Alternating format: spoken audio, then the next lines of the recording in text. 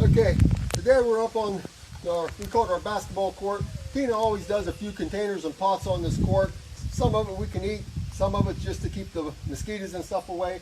But last few years we've been always putting a tobacco plant here. It normally will grow up to 6 or 7 feet tall. It's just coming into bloom this year, so I don't know if it's going to get as tall as other years or not, but it looks pretty healthy. Basically we do that one to save our seed because we'll have seed for next year's tobacco crop. This container here, it has our Bush Goliath tomato in it. It's already setting on little tomatoes, but around it we always put our prize head lettuce. This is our favorite lettuce for eating in the summer, and you'll see we use it in several pots. This is a grape tomato, and we got basil growing with it. We can have basil tomato sandwiches coming up. A lot of lettuce here.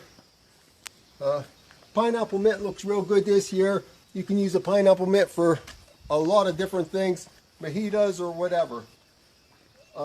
We always put a pot of nasturtiums in our salads throughout the summer. As they're just starting to come into bloom, we like to put the nasturtium blooms in our salads. It not only looks good, nasturtiums really have a great flavor in your salad. It's got a peppery taste to it. If you've never tried a nasturtium, try eating them. Delicious. Down here we've got a lemongrass. We feel it helps keep the mosquitoes away. This here is just a little Job's tear. She wanted to put one on her deck on her court this year just to see how it does. And then we got a mosquito geranium. We very seldom ever have a mosquito problem out here. I don't know if it's because of them or we just don't have mosquitoes up in this area. In front of our house, last few years we've been doing wafted begonias. They're just getting started here. We'll get a shot of these later in the fall to show you how large they grow, but they're looking really nice. Our weather's been really good this year for plants and growing. Tina's been doing a great job keeping them fertilized and watered.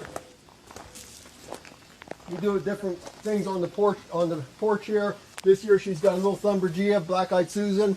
They come in the mixed colors. This one this year's got some white in it. They'll be white, yellow, and orange. The main thing we put every year is our blue dolphin baskets. The hummingbirds love them and they look good. This garden here used to be stuff planted in the ground, whether it was a marigold or a zinnia or whatever, but we've done away with planting in the ground. She does all containers through here.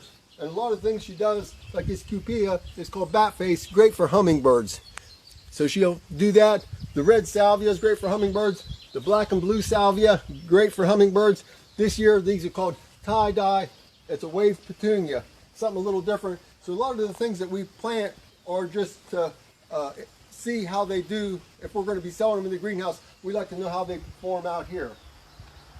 The impatiens that we got here, we're comparing two different varieties to see which one is going to do the best. One is called Beacon, and our one that we sell every year is called Super Elfin.